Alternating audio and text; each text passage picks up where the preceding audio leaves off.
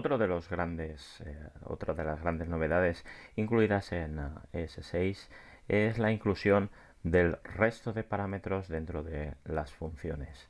Un concepto muy usado en otros lenguajes de programación y que nos permite, como podéis observar, dar una gran flexibilidad a las funciones que vayamos a definir, puesto que el interfaz ya no queda reducido a únicamente los parámetros que hayamos definido por defecto o los parámetros que hayamos definido de forma general, sino con ese resto de parámetros que se va a convertir en un array y que podremos utilizar dentro de nuestra función para ampliar esa funcionalidad de, valga la redundancia, de nuestra función. Tenemos un ejemplo muy significativo, muy visual en la propia documentación de Mozilla, pero vamos a representarlo, vamos a realizarlo paso a paso. Veréis que es bastante sencillo de entender y de realizar.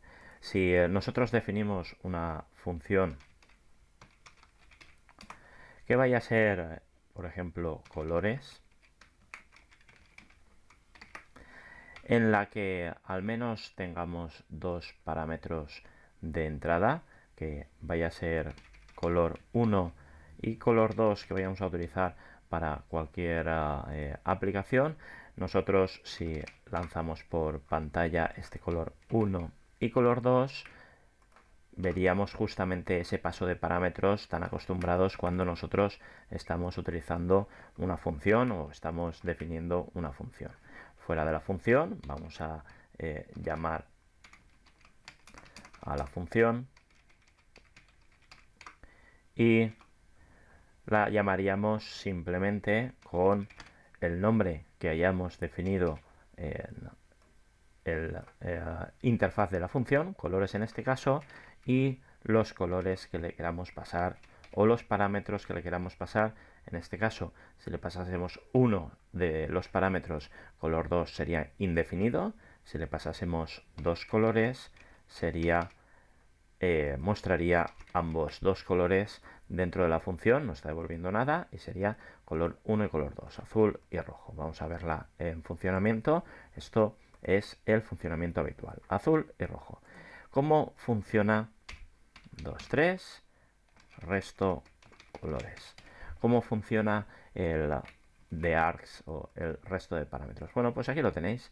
Definiríamos el resto de parámetros con esta sintaxis de triple punto y el nombre que le queramos dar a esta nueva variable, que se va a convertir en un array, y por lo tanto podremos, vamos a hacer un log de este array,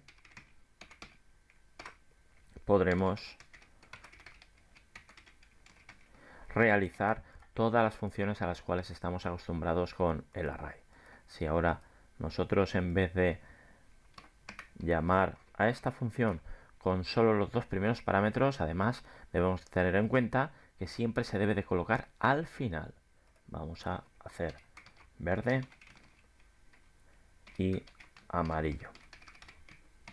Veremos la diferencia entre las variables que se pasan en los dos primeros parámetros, azul y rojo, y las variables que se pasan en el resto de parámetros. Las dos primeras se convierten en variables totalmente utilizables, el LED color 1, LED color 2, mientras que las dos siguientes se convertirían en un array y, como bien decíamos, podríamos perfectamente hacer un length de resto de colores,